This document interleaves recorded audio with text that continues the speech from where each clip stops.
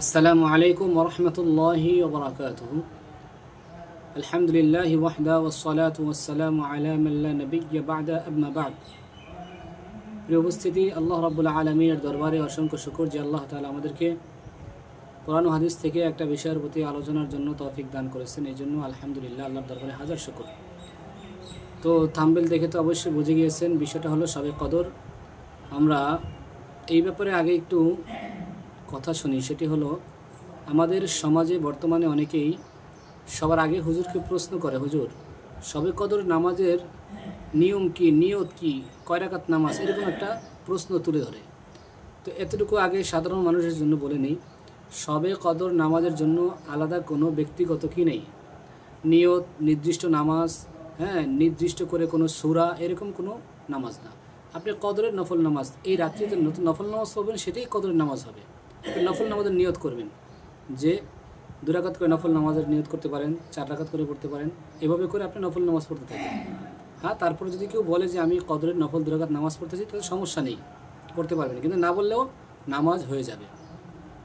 তো মোট কথা হচ্ছে, কদরের রাত্রিটাকে পাওয়া, হাদিসের মধ্যে আসছে বেজর রাত্রিগুলো আল্লাহ রসুল সাল্লাল্লাহু আলাইহি ওয়াসাল্লাম বলেছেন যে আমাকে কদরের রাত্রিটা সম্পর্কে ভুলিয়ে দেওয়া হয়েছে। এটা কোন রাত্রিতে হবে? তবে বেজর রাত্রিতে হবে, এটা নিশ্চিত। তাইলে বোঝা গেল 21, 23, 25, 27, 29। তো 27টা আমরা সাধারণত দেশে একটু বেশি প্রাধান্য দিয়ে থাকি এবং বলে থাকি অনেকে, এই রাত্রিতে আগে ওলামা ইকরাম বা বুজুর্গরা বলেছেন এদিকে অনেক সময় পাওয়া গেছে, দেখছে, হয়েছে, এরকম কিছু হিসেবে আমরা সাথে সাথে দিনে এরকম একটা আলোচনা করে থাকি এবং এই দিনে একটু নামাজ বেশি করে থাকি, দোয়া করতে থাকি, এরকম আর কি। তো এই শবে কদরের ব্যাপারটা কোরআনের ভিতরে দলিল প্রমাণের জন্য সবচেয়ে বড় ভূমিকা পালন করে যে সূরাটি, সেটা হলো সূরাতুল কদরি। তো আল্লাহ পাক এই সূরা কদরের ভিতরে বলে দিয়েছেন, ইন্না আনজালনাহু ফি লাইলাতিল কদর, নিশ্চয়ই আমি এই পবিত্র কোরআনকে, এই মহিমান্বিত কোরআনকে অবতীর্ণ করেছি সম্মানিত রাত্রে। ওয়ামা আদরাকা মা লাইলাতুল কদর। এখন আল্লাহ পাক নিজেই প্রশ্ন করতেছেন, মানে প্রশ্নের মতো আল্লাহ তাআলা বলতেছেন, হে নবী, লাইলাতুল কদর কি, এটা কি আপনি জানেন?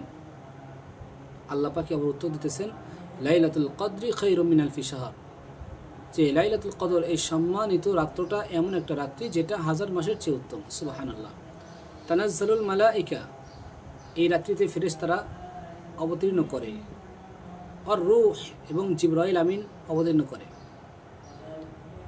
তানাজ্জালুল মালাইকাতু ওয়ার রূহ ফিহা বিইذনি রাব্বিহিম, ফিহা মানে এই রাত্রির ভিতরে, বিইذনি রাব্বিহিম, তার প্রভুর আদেশে, মিন কুল্লি আমর, প্রত্যেকটা বিষয় নিয়ে তার অবতীর্ণ হয়। অর্থাৎ মানুষের হায়াত, মৌত, রিজিক, দৌলত, কার কী হবে, এই রাত্রিতে বন্টন করা হয়, নির্ধারণ করা হয়। হাত্তা মাতলাইল ফাজ, একেবারে ফজর পর্যন্ত তারা থাকে, উম্মতে মুহাম্মাদের জন্য দোয়া করতে থাকে।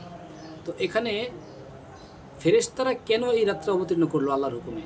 এখানে একটা জবাব কিতাবের মধ্যে আসছে, যে আল্লাহ পাক যখন মানুষকে সৃষ্টি করতে চেয়েছিলেন, ইন্নী জাইলুন ফিল আরদি খলিফা, আমি মানুষ দুনিয়াতে প্রতিনিধি পাঠাইতে চাই। তো ফেরেশতারা কিন্তু বলেছিল, ক্বালু আতাজআলু ফিহা মান ইউফসিদু ফিহা ওয়া ইয়াসফিকুদ দিমা, আল্লাহ আপনি এমন জাতিকে পাঠাবেন যারা রক্তপাত ঘটাবে, মারামারি, কাটাকাটি, হানাহানি করবে? দরকার নেই। নাহনু নুসাব্বিহু বিহামদিকা ওয়া নুকদ্দিস লাক, আপনার যদি তাসবিহ প্রয়োজন হয়, ইবাদতের প্রয়োজন হয়, আমরা আছি, আমরা করব। আল্লাহ কি বলেছিলেন? ক্বালা ইন্নী আ'লামু মা লা তা'লামুন, আল্লাহ বলছে আমি যা জানি এটা তোমরা জানো না। অর্থাৎ আজকে আল্লাহ তাআলা ফেরেশতাদেরকে চাক্ষুষ পাঠিয়ে দেয়। তারপরে আল্লাহ তাআলা যে হাদিসের মধ্যে আসছে, এই রাত্রিতে কারা কারা সেজদায় পড়ে ইবাদত করতেছে, কারা সেজদায় আছে, কারা রুকুতে আছে, কারা দাঁড়ায় আছে, কারা শুয়ে আছে, কে কোন অবস্থায় ইবাদত করতে আছে, ফেরেশতারা হেঁটে হেঁটে দেখে। আল্লাহ তাদেরকে পাঠিয়েছেন, যাও দেখো আমার কোন বান্দারা কোন অবস্থায় ইবাদত করে। তো আল্লাহ পাক এই সূরার ভিতরে মুমিন বান্দার বিষয়গুলো ফুটিয়ে তুললেন, মুমিন বান্দার বিষয়গুলোকে তুলে ধরলেন এবং আল্লাহ তাআলা বুঝাইলেন ফেরেশতাদেরকে, দেখো তোমরা তো বানাইতে না করছিলে, আর আমি এখন আমার বান্দাকে কেন বানাইছি, এবার দেখো তারা আমাকে না দেখে, জান্নাত জাহান্নাম না দেখে, তারা আমার ভয়ে ইবাদত করতেছে, তারা আমার ভয়ে কান্নাকাটি করতেছে। তো এই জন্য এই শবে কদরের রাত্রিটা খুব গুরুত্বপূর্ণ একটি রাত্র। যুবকরা তো শুধু এদিক ওদিক ঘোরাফেরা করে, এক মসজিদ থেকে আরেক মসজিদে দৌড়ায়, ঢাকা শহর বিশেষ করে এক মসজিদ থেকে আরেক মসজিদে যাওয়া আসা, গাড়ি করে ঘোরাফেরা করা, আতশবাজি করা, এই জন্য নয়, ভালো ভালো খাবারের জন্য, এই জন্য এই রাত্রটা নয়। এরা হচ্ছে ইবাদতের জন্য, আমরা আল্লাহ পাকের জন্য এই রাত্রে বেশি বেশি ইবাদত করব, তাসবিহ তাহলিল পড়ব, দুরূদ শরীফ পড়ব, বিভিন্ন দোয়া পড়ব, নফল নামাজ পড়ব, উমরি কাজা নামাজ থাকলে বেশি বেশি আদায় করব এবং কোরআন তেলাওয়াত করব, এই আমলগুলো বেশি বেশি করব। তো এটার এই সূরাটার একটা প্রেক্ষাপট আছে, সেটা বললে আমাদের এই সবে কদরটা আরও বেশি প্রতীয়মান হয়। যে আল্লাহ রসুল সাল্লাল্লাহু আলাইহি ওয়াসাল্লাম একবার সাহাবাদের মাঝে বসা, এমন সময় জিবরাইল আমিন আসছে, আয়েশা বনি ইসরায়েলের যুগের একজন আবেদের কথা নবীর কাছে শোনাইলেন ঘটনাটা। তার নাম ছিল সামউন। এই সামউন ব্যক্তি তিনি এরকম 1000 মাস ইবাদতের মধ্যে কাটাইছেন। তো এটা শুনে আমাদের সাহাবায়ে কেরাম তারা সবাই মনক্ষুণ্ণ হয়ে গেছে, আমাদের অল্প বয়স, আমরা কীভাবে এত ইবাদত তো করতে পারবো না, তা উনি এত ইবাদত করছে, আমাদের চেয়ে আগায় গেছে, এরকম কিছু। তো তখন আল্লাহ পাক এই সূরাটা অবতীর্ণ করেছেন যে আমি আপনার উম্মতের জন্য এমন একটা রাত দান করলাম যে রাতটা খায়রুম মিন আলফি শাহর, 1000 মাসের চেয়ে উত্তম। তো এই সামউন নামে ব্যক্তি যে আছে, ওনার ঘটনাটা এইভাবে আসছে যে উনি এরকম বনি ইসরায়েলের একজন শক্তিশালী দানব ব্যক্তি ছিল। ওনার চুলগুলো অনেক বড় ছিল, চুলগুলো কিতাবে এরকম আসছে যে মাটি পর্যন্ত পড়তো। এখন এখানে একটা প্রশ্ন আছে, আমাদের সমাজে মানুষ এটা বলতে পারে যে আমাদের তো চুল বাবরি রাখলে সর্বোচ্চ ঘাড় পর্যন্ত রাখা, তাইলে এই পা পর্যন্ত চুল সে কীভাবে রাখলো? তো এখানে সহজ উত্তর, সে তো আমাদের ধর্মের ছিল না, সে আমাদের নবীর উম্মত ছিল না, সে ছিল বনি ইসরায়েলের যুগের, সে ছিল মুসা নবীর উম্মত। অতএব তাই এখানে আমাদের কি নেই, কোনো প্রশ্ন নাই। তো তার ধর্ম এবং তার কিতাব ওই নবীর সব কিছু আলাদা ছিল, সেই সুবাদে সেটা তার জন্য হয়তো জায়েজ ছিল, এই জন্যই সেভাবে রাখছে। তো যাই হোক, তো ওই আবেদ তিনি এরকম এই চুলটা তার একটা শক্তিশালী প্ল্যাটফর্ম ছিল। তো তিনি যখন একদিন রাতে ঘুমিয়ে গেছে, তো এখন তাকে তার স্ত্রী তার হাত পাগুলো বাইদা ফেলাইছে। এখানে আরেকটু কথা বলে নিই, তার স্ত্রী দিয়ে এই কাজটা কারা করেছে? কাফেররা করেছে। কোন সময়? তিনি আল্লাহর রাস্তায় জিহাদ করতেন, সারাদিন রোজা রাখতেন, রোজা রেখে তারপরে জিহাদে কাটাইতেন সারাদিন। তার সম্বল ছিল, অস্ত্র ছিল একটা চামড়া। ওই চামড়াটা এরকম শক্তিশালী এবং আল্লাহ পাকের ভিতরে এমন একটা পাওয়ার দিয়েছিলেন, ওই চামড়া দিয়ে আঘাত করলে শত শত মানুষ মরে যেত কাফেররা। তো তিনি এইভাবে কাফেরদেরকে হত্যা করতেন। তো এখন কাফেররা যে দেখতেছে যে এই সামউন নামে ব্যক্তি যেভাবে মানুষ তাদের কাফেরদেরকে হত্যা করতেছে, তো কাফেররা সব নিঃশেষ হয়ে যাবে। এই জন্য তারা একটা চক্রান্ত করলো, কাকে দিয়ে তাকে হত্যা করা যায়। তো তারা তার স্ত্রীকে হাত করলো, টাকা পয়সা যেভাবে হোক যা কিছু দিয়ে তার স্ত্রীকে, আমি ঘটনা অনেক বড়, আমি একটু সংক্ষেপে বলতেছি, তাকে হাত করে তারপরে বলছে তুমি তোমার স্বামীকে মারতে পারো, তোমার তো এই জিনিস দেওয়া হবে। তো এরপরে তার স্ত্রী প্রথমে তাদেরকে বলছে আমি পারবো না, তার অনেক শক্তি, তুমি চেষ্টা করে দেখো। তাকে প্রথমে সে চুল দিয়া তার হাত পাগুলো বাঁধছে, না সরি, প্রথমে তাকে এই রশি দিয়ে গেছিলো তারা, এই কাফেররা, ওই রশি দিয়ে তার হাত পাগুলো বাঁধছে। তো বাঁধার পরে সে ঘুম থেকে উঠে দেখে হাত পা বাঁধা। কে বাঁধছে? বলে আমি বাঁধছি। কেন? কয় একটু তোমার শক্তি পরীক্ষা করার জন্য। আল্লাহু আকবার বলে তিনি টান দিয়েছেন, সব ছিঁড়ে লণ্ডভণ্ড হয়ে গেছে। তো আবার পরের দিন এবার কাফেররা লোহার শিকল দিয়ে গেছে, তা দিয়ে বাঁধছে। কে বাঁধছে? বলে আমি বাঁধছি। স্ত্রী বলতেছে কেন বাঁধছো? তা আপনার শক্তি পরীক্ষার জন্য। আল্লাহু আকবার বলছে, সব ছিঁড়ে চূর্ণ বিচূর্ণ হয়ে গেছে। তো এবার এই স্বামী সামউন এবার তিনি সরল মনা তার স্ত্রীর কাছে একটা কথা ব্যক্ত করার জন্য তিনি বলেছেন, দেখো আমার যে শক্তি আল্লাহ পাক দিয়েছেন, এটা পৃথিবীর কোনো শিকল রশি দিয়ে আমাকে কেউ বেঁধে এটা দ্বারা রাখতে পারবে না।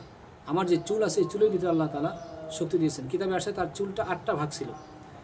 এই চুলের ভিতরে আমার শক্তি, এই চুল দিয়ে যদি কেউ আমাকে বাঁধে তাহলে আর আমি ছুটতে পারবো না। এই কথাটা স্ত্রী শোনার পরে এবার তো সুযোগ পেয়েছে, পরের রাত্রে চুলগুলো কেটে, যে 8টা ভাগে চুল ছিল, 4 ভাগ চুল দিয়ে তার হাতকে বাঁধছে, আর 4 ভাগ চুল দিয়ে তার পাকে বাঁধছে। এবার সকালে ওঠার পরে বলেছে আমার এই চুল দিয়ে হাত পা বাঁধলোকে আমি বাঁধছি। কেন? তোমার শক্তি পরীক্ষা করার জন্য। তো এখন ছোটাছুটি করতেছে, এখন দেখে আর ছুটতে পারে না। স্ত্রী এবার ওই কাফেরদেরকে খবর দিছে, তারা এসে তাকে ধরে নিয়ে গেছে, কসাইখানায় নিয়ে তার নাক কেটেছে, তার ঠোঁট কেটেছে, তার কান কেটেছে, তার চোখ উপড়ে ফেলেছে। এইভাবে তার কষ্ট দিতে দিতে তার হাত পা কেটে দিয়েছে। এখন তাকে শহীদ করে দিবে এমন সময় আল্লাহ পাক রব্বুল আলামিন তার পছন্দের বান্দাদের সাথে আল্লাহ তাআলা অবশ্যই আছেন। আল্লাহ পাক এবার তার কাছে ওহী পাঠিয়েছেন যে তোমার এই মুহূর্তে কী সাহায্য প্রয়োজন। তো তিনি বলেছিলেন, আল্লাহ আমাকে তুমি এই পরিমাণ শক্তি দান করো, যে শক্তি দিয়ে আমি ওদের সকলকে এই বিল্ডিংটাকে লাড়া দিয়ে আমি তাদেরকে এটার নিচে, ছাদের নিচে ফেলা তাদেরকে আমি মারতে পারি। তো আল্লাহ পাক তাকে এই পরিমাণ শক্তি দিলেন। সে তাকে যে ওই কসাইখানে নিয়ে যে পিলারের সাথে বাঁধা হয়েছিল, ওই পিলারকে সে একটা ধাক্কা দিয়েছেন। তো সঙ্গে সঙ্গে ওই পিলারের ওই পুরো বিল্ডিংটা ভেঙে চুরে পড়ে কাফেররা এবং তার স্ত্রী সহ সকলে মরে গেছে। আল্লাহ পাক তাকে ওখান থেকে সরা নিয়ে আসছে এবং তার অঙ্গ প্রত্যঙ্গ, হাত পা, নাক, চোখ সব আল্লাহ তাকে ফিরিয়ে দিয়েছেন। এই শুকরিয়া আদায়ের জন্য এই ব্যক্তি একাধারে 1000 মাস পর্যন্ত, যেটাকে 83,004 মাস বলা হয়, 83 বছর 4 মাস একাধারে তিনি সারাদিন রোজা এবং রাত্রে ইবাদত এবং সারাদিন রোজা রেখে এরকমভাবে এই জিহাদের ময়দানে কাটিয়েছেন এই শুকরিয়া আদায়ের জন্য। তো দেখেন তিনি যখন এটা করলেন, তো এই ঘটনাটা জিবরাইল আমিন আলাইহিস সালাম আমাদের নবীকে শুনেছে। সাহাবা একরাম শোনার পরে তো আল্লাহ, এত 1000 মাস কেমনি সম্ভব, আমরা তো পারবো না। তখন আল্লাহ তাআলা আয়াত নাজিল করলেন, ইন্না আনজালনাহু ফি লাইলাতিল কদর, লাইলাতুল কদর খায়রুম মিন আলফি শাহর। নবী, চিন্তার কোনো কারণ নেই, আপনার উম্মতের জন্য আমি এমন একটা রাত্রি দান করলাম যে রাত্রিটা 1000 মাসের চেয়ে উত্তম। বনি ইসরায়েলের যুগের এই আবেদ 1000 মাস ইবাদত করে যে সওয়াব পেয়েছে, আপনার উম্মত এক রাত ইবাদত করে সেই সওয়াব পেয়ে যাবে। সুবহানাল্লাহ। অতএব প্রিয় উপস্থিতি, আমাদের যুবক ভাই যারা আছেন, আমি সকলকে বলবো এই রাত্রটা খুব গনিমতের রাত্র। আমরা এই রাত্রিতে বেশি বেশি নফল ইবাদত, আল্লাহর বেশি বেশি গোলামি এবং তওবা, জীবনের সকল গুনার জন্য তওবা করে আল্লাহর কাছে প্রিয় বান্দা হয়ে যাব। আর এই রাত্রিতে আল্লাহ তাআলা কয়েক বান্দাকে ক্ষমা করবে না, তার মধ্যে একটা হলো আকুল ওয়ালিদাইন, যারা পিতামাতার সাথে অবাধ্য সন্তান, যারা পিতামাতার সাথে অবাধ্য আছে তাদেরকে আল্লাহ মাফ করবে না, জাদুকারীদেরকে আল্লাহ তাআলা মাফ করবে না, এবং হিংসুকদেরকে আল্লাহ মাফ করবে না।